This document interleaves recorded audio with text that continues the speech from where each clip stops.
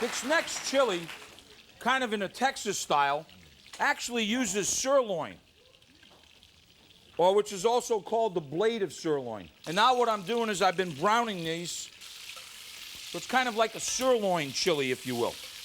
When they get nice and brown, now we're ready to start putting this thing together. Again, it's a layering thing. We're going to start adding some onions first, and a little bell pepper. And what we're going to use is we're going to use some of those fresh New Mexican chilies, okay? Cut up in here. Oh, yeah, babe. Now, going to start mixing that in here. What we're going to do now is we're going to add a little salt. And I've got a little Southwest sort of style essence here. I'm going to add some of that. Chipotle. And then I'm going to add some garlic cloves. But as you can see, these cloves are big cloves. So what you want to do, just take a knife like this and just sort of smash them. That way,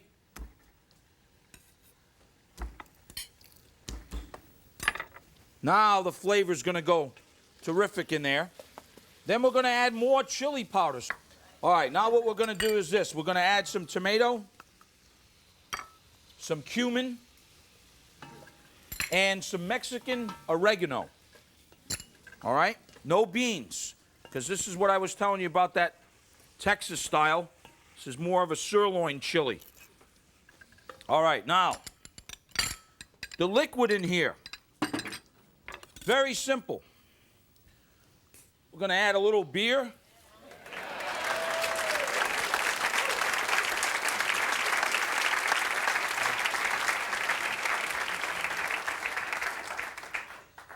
And beside the beer, I figured we'd kick it up and add some tequila in here, too. Oh, yeah, man.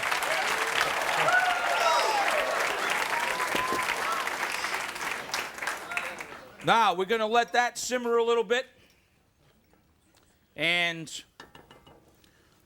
once that simmers for about 2 minutes and we evaporate some of the alcohol from the beer and the tequila, I wish you could smell it. I know, I keep saying it over and over again. Call your cable company right now. Complain you don't have smell-o-vision. I wouldn't take it anymore. I called and called and called. Finally, I just left my car by the front door with a sign, smell-o-vision. It's unbelievable. Just kidding. Now, once that evaporates for about 2 minutes, we're going to add some beef broth, okay? Little beef broth. And now what we're going to do is lower the heat. We're going to cover it. Once it comes to a boil, we're going to lower the heat, cover it, and you want to simmer it. Okay, now let me show you all a trick. You see how it's, you know, we don't have any beans. We don't have any protein in there, which is kind of helping the, to thicken it a little bit. There's a little flour, a fine corn flour called macerina. That's what they make tamales out of. You can buy it in a supermarket. And it's got really, really good corn flavor. I just sprinkle some of that macerina in there. And what happens is the macerina is going to be the thickening agent for this chili. And yet, we get a little corn flavor from it.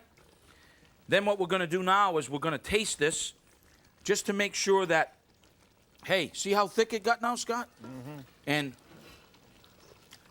And, sometime you impress yourself, you know. Unbelievable. This is spicy. Remember, we got 3 different types of chilies in here. This is almost making the ears go, you know. Now, to finish it up, here's what we're going to do. So we're going to just chop a little cilantro like this. Get the cilantro mixed in there. Woo! So exciting. Sirloin chili. See how thick it got because of the masa, folks? See that? And you got the big pieces of chili. I like to top mine with a little chopped raw onion like this. Oh, wait. Little dollop of sour cream. Oh, and then, to kick it up another notch, so I happen to make a little jalapeno cornbread. Oh, yeah,